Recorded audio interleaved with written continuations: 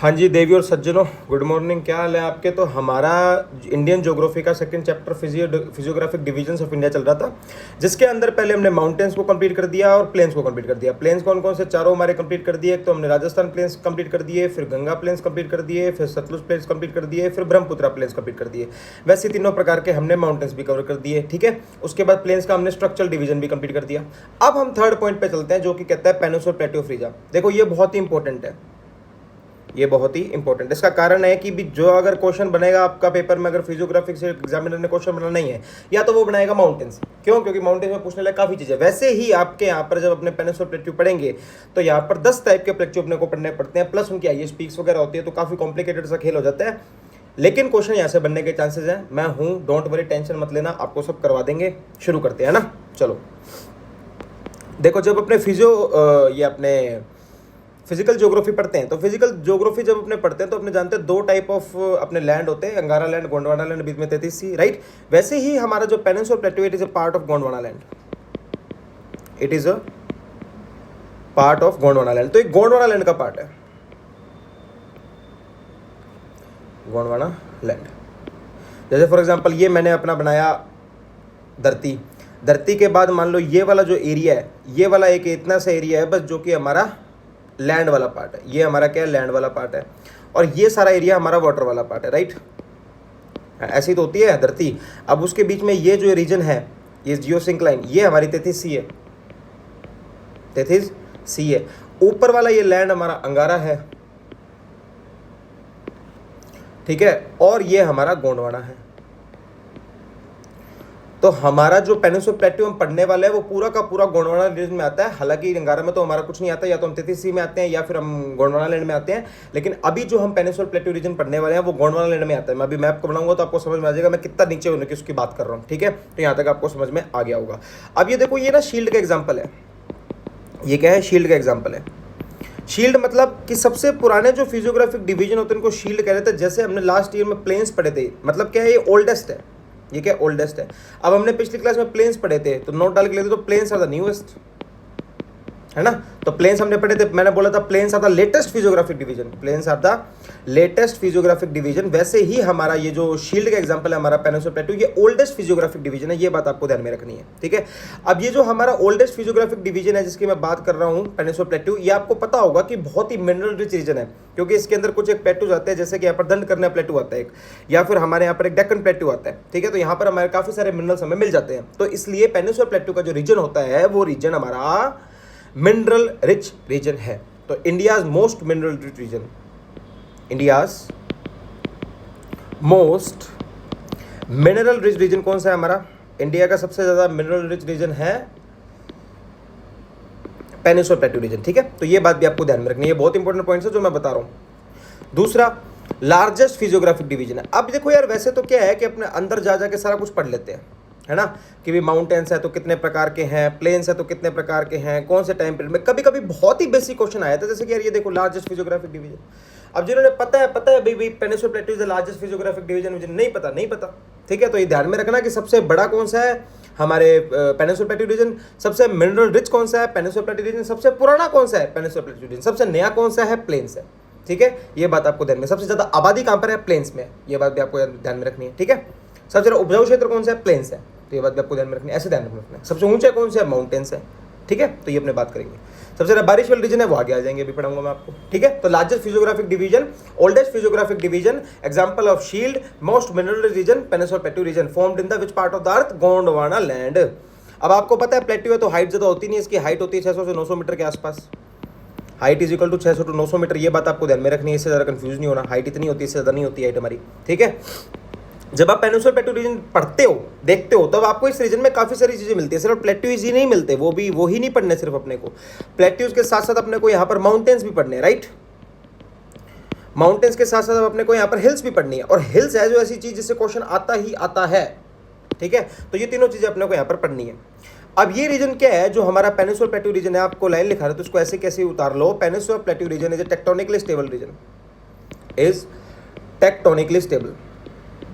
तो हमारा जो पेनिनसुलर प्लेटू का रीजन है वो टेक्टोनिकली स्टेबल है, यानी कि इस रीजन के अंदर हमारे अर्थक्वेक्स, भूकंप वगैरह ज़्यादा नहीं आते। क्यों? क्योंकि नीचे जो प्लेट्स है वो स्टेबल है, वो ज़्यादा शिफ्ट नहीं करती। शिफ्ट करती तो ही हमारे भूकंप वगैरह आएंगे। तो it is a tectonically stable area. तो कौन कौन से पॉइंट्स हो गए हमारे पेनिनसुलर प्लेटू में? तो भाई पेनिनसुलर प्लेटू रीजन है कौन सी लैंड का पार्ट है? तो भैया गोंडवाना लैंड का पार्ट है। किसका पार्ट है? गोंडवाना लैंड का पार्ट है। ये लो, और हमारे किस में आते हैं? गोंडवाना लैंड में आते हैं। ये मैंने बता दी। और आपको 33C और अंगारा लैंड क्या होता है वो बताती। शील्ड का एग्जांपल है, मतलब कि ओल्डेस्ट है। हमारे न्यूएस्ट कौन से हुए? फिर प्लेन्स हुए। इंडिया का सबसे ज्यादा मिनरल रिच रीजन है, लार्जेस्ट फिजियोग्राफिक सबसे बड़ा यही है। ठीक है, हाइट हमें ज्यादा देखने को नहीं मिलेगी पेनिनसुलर प्लेटू के अंदर, सिर्फ 600 से 900 मीटर मिलती है हमें। सिर्फ प्लेट्यूज के अंदर प्लेट्यू नहीं पढ़ने, प्लेट्यू पढ़ने हैं, माउंटेन्स भी होते हैं इनके अंदर, हिल्स भी होते हैं। और हिल्स बहुत इंपॉर्टेंट से क्वेश्चन आता है। Tectonically stable region, only physiographic division of India which is a tectonically stable region is a plateau region. चल सकते हैं आगे? चलो, अब आता है मोस्ट इंपोर्टेंट पार्ट। हम बनाएंगे हमारा मैप, और यहाँ मेरे टेंशन शुरू हो जाती है। हे भगवान, आज इज्जत रख लेना।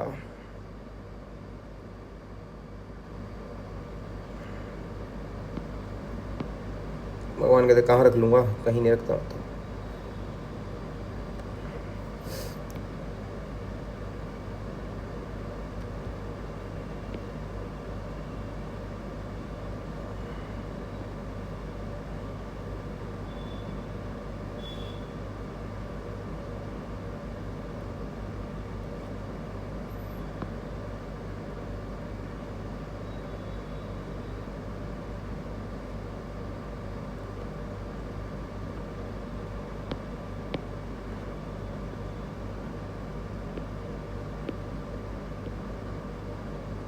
लो भाई, तो ये हमारा ऐसा सही तो है इंडिया, ये इंडिया बन गया। अब मैं आपको वो रीजन यहाँ पर मार्क करवा दूंगा, और आप भी मेरी मानो तो मेरे साथ साथ ही मार्किंग करना, बिकॉज मार्किंग करोगे एकदम अच्छे से याद हो जाएंगे।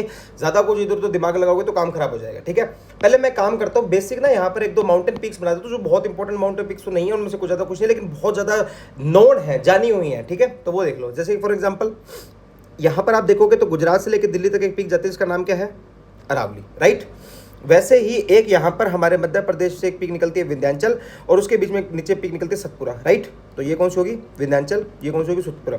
ये आपको याद रखने में काम आएंगी। ठीक है, अब एक यहाँ पर हमारे ये वेस्टर्न घाट्स हो गए, राइट, और ये हमारे ऐसे करके यू करके, ये हमारे यू कुछ ईस्टर्न घाट्स होते हैं। ठीक है, तो ये हमारे ईस्टर्न घाट्स हो गए।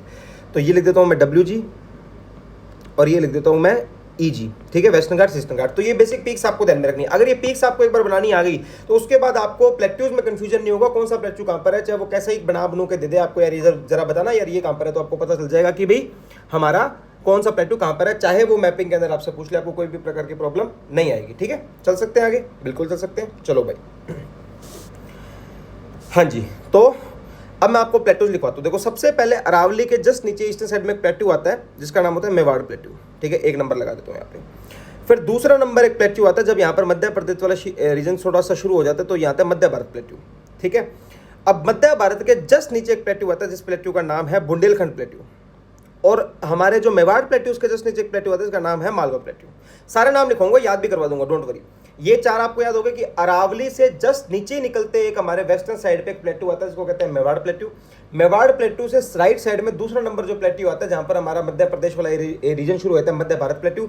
मध्य भारत प्लेट्यू के जस्ट नीचे हमारा बुंदेलखंड प्लेट्यू, और बुंदेलखंड प्लेट्यू के जस्ट बाजू में और मेवाड़ के जस्ट नीचे हमारा मालवा प्लेट्यू। अब देखो, ये विंध्याचल और ये सतपुरा है। विंध्याचल और सतपुरा जहां पर खत्म होती है, इन दोनों के जॉइनिंग पॉइंट पे प्लेट्यू आता है जिस प्लेट्यू का नाम है बाघेलखंड प्लेट्यू। ये लो भाई, बाघेलखंड आ गया। अब बाघेलखंड के ही साथ में ही एक प्लेट्यू आता है आगे वाला, जो कि मोस्ट फेमस प्लेट्यू होता है, झारखंड के रीजन में पाया जाता है, इसका नाम क्या है? छोटा नागपुर प्लेट्यू, राइट। छोटा नागपुर प्लेट्यू के बाद हमारे अब एक प्लेट्यू होता है सबसे बड़ा प्लेट्यू। ठीक है, ये ऐसा बना होता है। ठीक है, इस प्लेट्यू का नाम होता है डेक्कन प्लेट्यू। पर इससे पहले हमारे पास जस्ट हमारे जो प्लेट्यू है बाघेलखंड और हमारा छोटा नागपुर प्लेट्यू, इन दोनों प्लेट्यूज के नीचे आपको यहाँ पर से मिलेगा दंडकर्णा प्लेट्यू। फिर एक ईस्टर्न साइड में मिलेंगे, एक तो आपको एक स्टेट के नाम से मिलेगा, दूसरी स्टेट के अंदर है मेघालय प्लेट्यू, एक उसके एक्सट्रीम राइट साइड में आपको मिलेगा कारीबंगा प्लेट्यू। ओके, फिर ये मोस्ट इंपोर्टेंट वाला डेक्कन प्लेट्यू।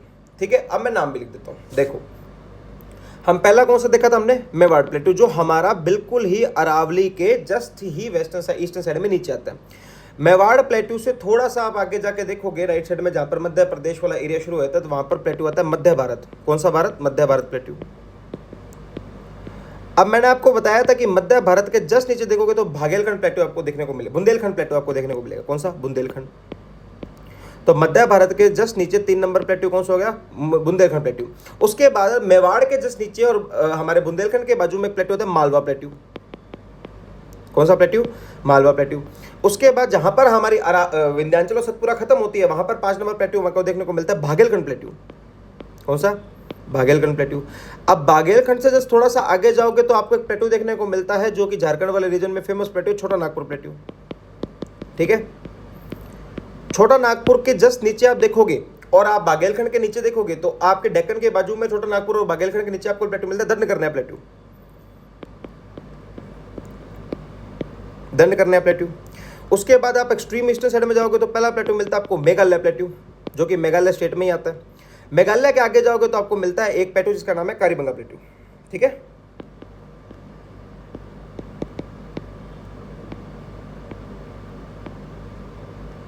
कारीबंगा प्लेट्यू। उसके बाद लास्ट में मोस्ट फेमस सबसे बड़ा प्लेट्यू हमारा डेक्कन प्लेट्यू, ब्लैक सोइल वाला, कॉटन की खेती वाला। ठीक है, तो ये सारे आपको समझ में आ गए होंगे।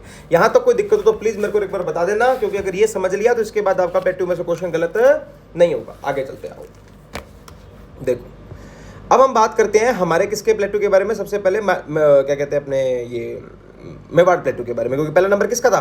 मेवाड़ प्लेट्यू का, है ना। चलो, अब अगर आपसे मैं पूछूं कि मैंने ये बनाई थी विंध्याचल और ये बनाई थी अरावली, तो मैं अगर ये लाइन लिख दूं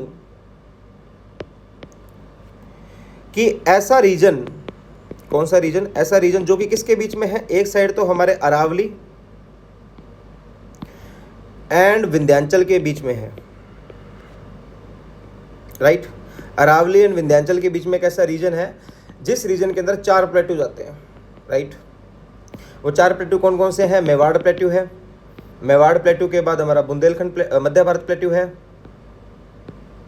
मध्य भारत प्लेट्यू, उसके बाद हमारा बुंदेलखंड प्लेट्यू और उसके बाद हमारा मालवा प्लेट्यू, राइट। तो 4 प्लेट्यू। ये वाला जो रीजन है हमारा, ये इसको कहते हैं हाईलैंड रीजन।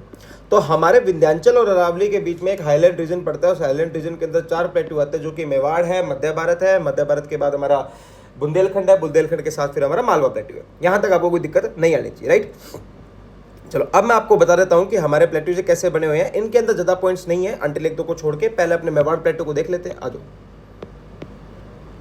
पहला हमारा मेवाड़ प्लेट्यू, तो हमें पहले हाईलैंड वाले 4 प्लेट्यू पढ़ लेंगे अपने मेवाड़ प्लेट्यू। भाई मेवाड़ प्लेट्यू क्या कहते हैं?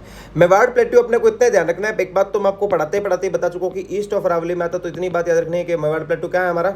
ईस्ट ऑफ अरावली में। अब याद रखने वाली ज्यादा पॉइंट्स इसमें क्या होते हैं कि यहाँ पर ना हर प्लेट्यू में से एक नदी बह रही है, for example most of the में, ठीक है। तो वैसे ही मेवाड़ प्लेट्यू से जो बहने वाली नदी है वो बनास है। कौन सी है? बनास रिवर। तो ये बात आपको ध्यान में रखनी है। तो पहला प्लेट्यू हमारा कौन सा हो गया? मेवाड़ प्लेट्यू, जो कि यहाँ पर कहाँ है? अरावली के बिल्कुल ईस्ट में जाके है, क्योंकि ये देखो ये हमारी अगर अरावली है और अरावली का ये वेस्टर्न हिस्सा है, तो ये कौन सा होगा? ईस्टर्न। तो ईस्टर्न में ये पहला नंबर प्लेट्यू कौन सा था? मेवाड़ प्लेट्यू। तो अरावली के ईस्ट में कौन सा प्लेट्यू हो गया? मेवाड़ प्लेट्यू, जिसकी फेमस रिवर कौन सी है? बनास रिवर। अब बनास रिवर इस प्लेट्यू पे फ्लो करती है, ठीक है। जब बनास रिवर फ्लो करती है तो आप देखोगे कि बनास रिवर का जो कोर्स ऑफ एक्शन होता है वो वेस्ट टू ईस्ट होता है, तो प्लेट्यू ही वेस्ट टू ईस्ट बनता है, ठीक है। प्लेट्यू का भी स्लो कहाँ से है? वेस्ट टू ईस्ट, क्योंकि जैसे उसका रिवर का स्लोप है वैसे ही हमारे प्लेट्यू का स्लोप है, तभी रिवर वहाँ फ्लो कर रही है। अगर उल्टा स्लोप होगा तो रिवर चढ़ेगी थोड़ी ऊपर। तो west to east Banas river flow करती है किस प्लेट्यू पर? हमारे मेवाड़ प्लेट्यू पर, और स्लोप जो इस प्लेट्यू का वेस्ट टू ईस्ट है। ये बात आपको ध्यान में रखनी है। चलो अगले प्लेट्यू पे चलते हैं। अगला प्लेट्यू आता है भैया हमारा मेवाड़, उसका ये मध्य भारत प्लेट्यू, ठीक है। अब मध्य भारत प्लेट्यू जस्ट इसके आगे वाला, उसकी बात कर लेते हैं। मध्य भारत क्या कहते हैं वो देख लेते हैं भाई। तो ये जो प्लेट्यू है मध्य भारत, ऑब्वियसली मध्य प्रदेश के अंदर ही पड़ता है। मैंने आपको बोला था मध्य प्रदेश वाला रीजन शुरू हो जाता है वहां से, तो मध्य प्रदेश के अंदर हमारा मध्य भारत प्लेट्यू पड़ता है। जैसे कि मैंने आपको बताया राजस्थान के अंदर बनास रिवर फ्लो करती है, वैसे मध्य भारत की इंपोर्टेंट रिवर कौन सी है? चंबल रिवर। तो चंबल रिवर फ्लो करती है वहां पर, ठीक है। और वैसे ही चंबल रिवर का जैसे कोर्स ऑफ एक्शन है, वैसे ही प्लेट्यू का कोर्स ऑफ एक्शन है, that is south west to north east. ये बात आपको ध्यान में रखनी है। समझ में आ गया ना कि मध्य भारत जो प्लेट्यू है कहाँ है? मध्य प्रदेश के अंदर है।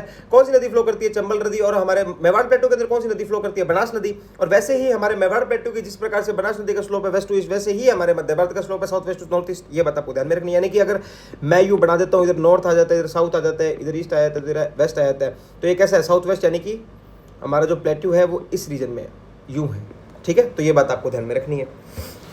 तो भी इतना आपको समझ में आ गया होगा। अब मैं जैसे आगे चलेंगे मध्य भारत से, तो मैंने आपको बताया था मध्य भारत के जस्ट नीचे देखो 3 नंबर प्लेट्यू देखोगे तो आएगा कौन सा? हमारा बुंदेलखंड प्लेट्यू। ये लो भाई,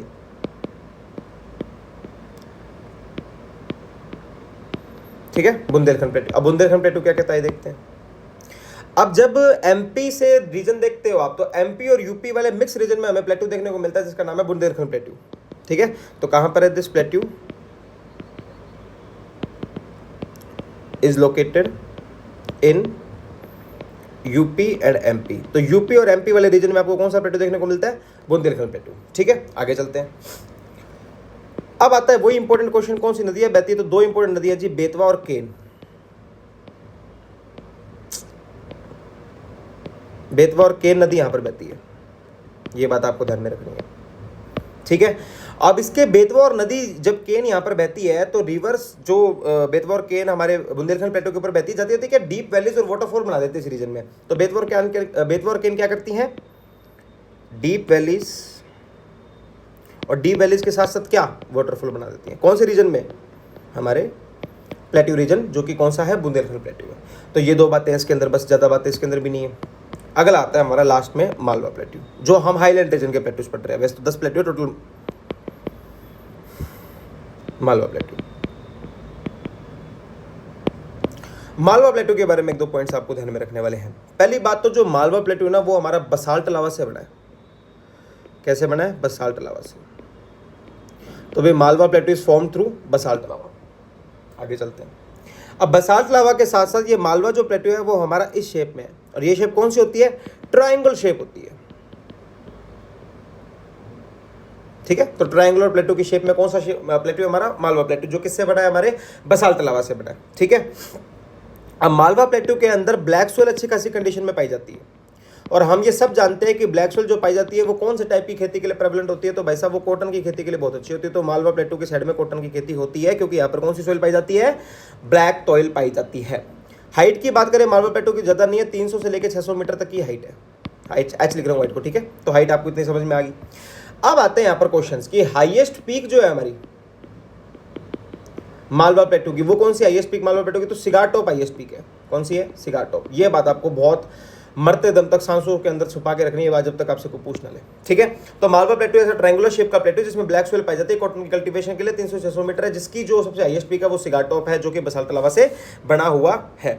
ठीक है, जैसे कि मैंने आपको एक प्लेट्यू पढ़ाया था जब भी मध्य भारत, जिसमें मैंने आपको बताया था कौन सी नदी उसके अंदर फ्लो करती है? तो चंबल नदी, राइट। अब मध्य प्रदेश के अंदर तो भैया हमारा मालवा प्लेट्यू भी आता है। जब मालवा प्लेट्यू भी मध्य प्रदेश के अंदर आता है तो आपको पता होना चाहिए कि इसके अंदर भी एक नदी तो पक्का ही आएगी, जिस नदी का नाम क्या है? चंबल।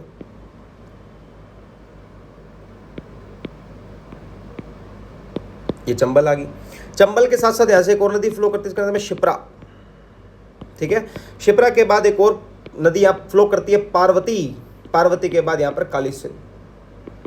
काली सिंध, सिल नहीं सिंध, सिल और सिंध अलग अलग नदियां होती हैं। ठीक है, ये लो, तो चंबल, शिप्रा, पार्वती, काली सिंध हमारे मालवा प्लेट्यू पे फ्लो करती है, ये बात आपको पता होनी चाहिए। ठीक है, ये जो शिप्रा नदी है ना, शिप्रा नदी यूं निकलती है, जो शिप्रा नदी के किनारे पे एक सिटी आती है, जिस सिटी का नाम है उज्जैन।